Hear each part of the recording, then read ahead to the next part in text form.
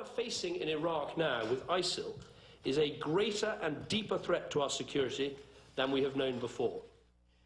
British Prime Minister David Cameron taking a firm stand against ISIS while raising the threat level in his country to severe. And it's time now for our Sunday group. Syndicated columnist George Will, Julie Pace, who covers the White House for the Associated Press, Michael Needham, head of Heritage Action for America, and Charles Lane of the Washington Post. Julie, what's going on here? Is the president, as Josh Earnest suggested on Friday, waiting on the Pentagon for options? Or is this another case, as we've seen before, where the president is pushing back against his top advisors and all their talk about military action? Well, I think this idea that he's waiting for the Pentagon to present him with options is not quite the right way to put this. The Pentagon has a lot of options. They've been working on options. The president has seen some of these options. He hasn't decided where he's going to go on this yet. I mean, in isolation, the comments that we saw from the president this week are not completely surprising. He is someone who tends to be cautious, takes his time on making foreign policy decisions. But when you compare that with what we've heard over the past couple of weeks from his own advisors, his military advisors, and his political advisors in the White House, who have been talking in a very forward-leaning way, that's where I think that people were a little surprised. So how do you explain that? Was he just digging in his heels against everybody around him? I think so. I think that he felt a need to come out and say, even though you've heard from the Pentagon, even though you've heard from some people in the White House that we are going to be aggressive on this, I'm the President of the United States. I have not made a decision yet, and I'm going to take my time and do this on my timeline. We asked you for questions for the panel, and we got this one on Twitter from Thelma Askey. She wrote, Obama has options from DOD, Department of Defense, but not the one he wants. Is he insisting on a minimalist plan from DOD to, quote, cover himself? George, do you share Thelma's skepticism? Well, yes. I mean, caution, which is what he's being criticized for, is a nice defect to have after the first decade of this century. On the other hand, the rhetoric has been not cautious. The president talks about rolling back ISIS.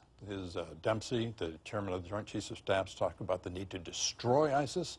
That means liberate large cities that have been taken, which you can't do with F-16s and F-18s. I think what the president is trying to do, and I sympathize with this, is to get the neighborhood to rally. I mean, look what's in the neighborhood. Saudi Arabia has 250 highly competent aircraft and an AWACS system to control it. You've got Iran and Iraq are enemies of ISIS. So is Syria, Jordan, and the Kurds, who are, for all intents and purposes, a nation right now. So you've got 6 nations in the neighborhood. If they can't do it, we shouldn't.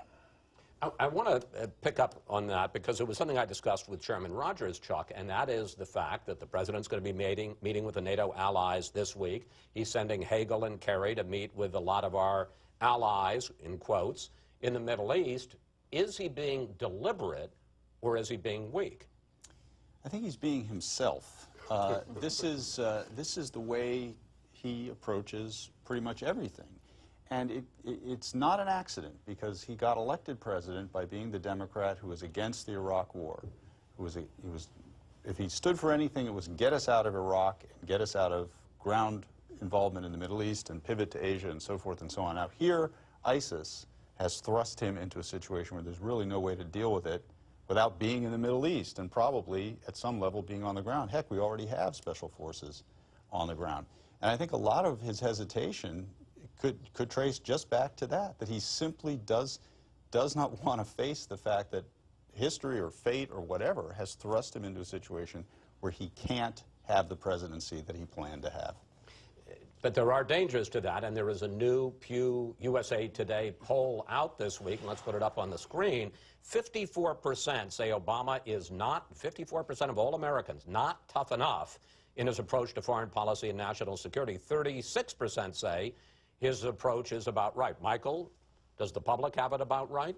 Well, unfortunately, I think they do. And anyone who thought after the challenges of the Bush administration that a foreign policy of weakness and disengagement was the right way for America to go has seen what that looks like under the Obama administration. And I think Chairman Rogers was right when he said every year that goes by, when you have a foreign policy that doesn't have American leadership in the world gets a lot more dangerous. And so what you have are a lot of mixed signals coming out of the White House, not just in the last week, obviously, but go back a year ago. Secretary Kerry giving a prosecutorial case for action in Syria. president goes for a walk and he changes his mind. And I think the public, just like foreign leaders, are picking up on those mixed signals and don't think it's the right path for us to be on.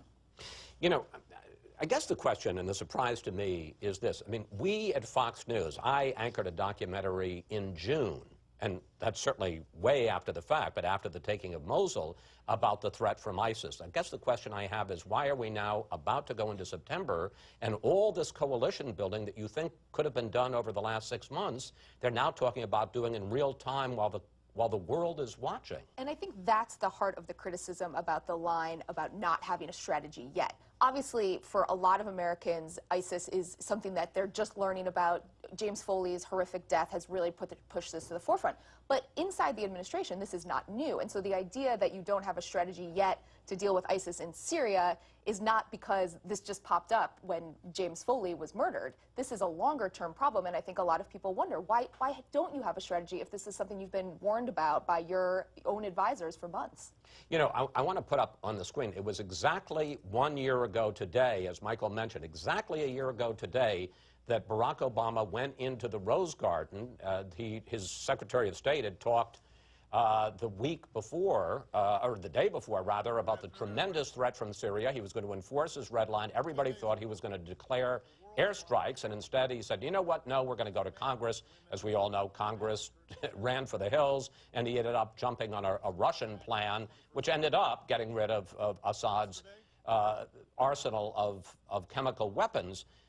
The question I guess I have is, where do you see this turning out? Do you think in the end he's going to, maybe kicking and screaming, be dragged into leading a coalition to go after ISIS in Syria? I think it's an open question right now, but I do think that if the president does make a decision to go into Syria militarily, it will be with a coalition. I don't think you're going to see a situation where he goes in completely on his own. Well, that wouldn't necessarily be the worst thing, would it? It'd be an excellent thing. Again, we're talking about 10,000 people. Now, they're ruthless, and they're clever, and they're telegenic, but they're not militarily formidable. We know where they are, and they are in a neighborhood of heavily armed adversaries. Let the adversaries have at them.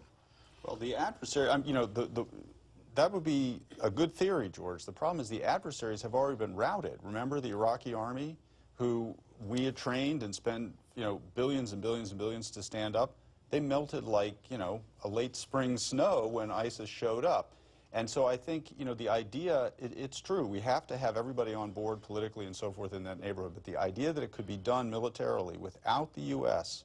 playing a heavy role, I don't think is going to fly. And the people of the neighborhood won't act unless they think we're going to be out in front. All right. Panel, we'll see you a little later.